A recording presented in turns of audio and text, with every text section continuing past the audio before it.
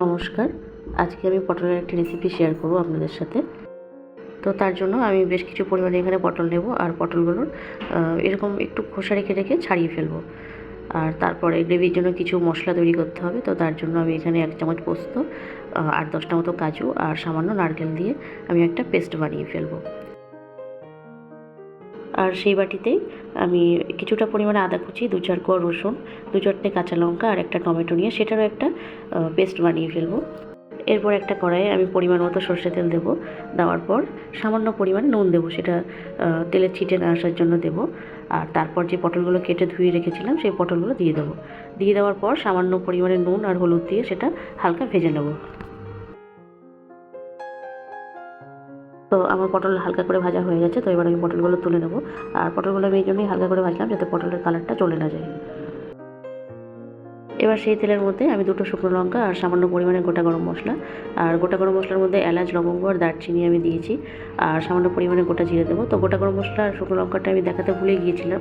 তো যাই হোক, এরপর কিছুটা পরিমাণে পেঁয়াজ কুচি দেবো। দেওয়ার পর যে মশলার পেস্ট আমি প্রথমে বানিয়ে রেখেছিলাম, আদা, কাঁচা লঙ্কা, রসুন আর টমেটো, সেই পেস্টটা দিয়ে দেবো।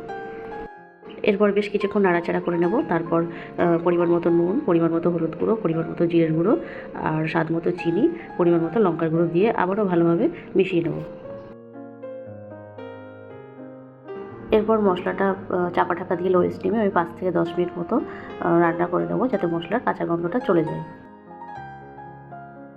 5 থেকে 10 মিনিট পর আমি ঢাকা তুলে কাজু, পোস্ত আর নারকেলের যে পেস্ট বানিয়ে রেখেছিলাম সেই পেস্টটাও এবার দিয়ে দেবো।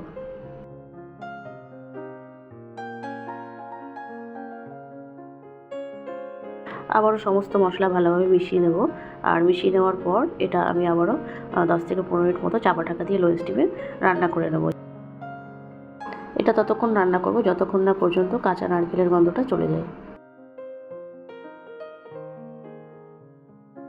এরপর পুরো মশলাটা ভালো মতো কষে যাওয়ার পর আমি পরিমাণ মতো জল দিয়ে দেবো। এরপর ভালো মতো মিশিয়ে নেব। মিশিয়ে নেওয়ার পর আমি যে পটলগুলো ভেজে তুলে রেখেছিলাম সেই পটলগুলো দিয়ে দেবো। পটলগুলো দিয়ে দেওয়ার পর আমি আবারও লো স্টিমে চাপা ঢাকা দিয়ে 10 মিনিট মতো রান্না করে নেব। এরপর সামান্য গরম মশলার গুঁড়ো দিয়ে আমি আরও 2-3 মিনিট রান্না করার পর এটা নামিয়ে ফেলব। তো আমার আজকের রান্নাটা এই পর্যন্তই। আপনারা সবাই ভালো থাকবেন, সুস্থ থাকবেন। নমস্কার।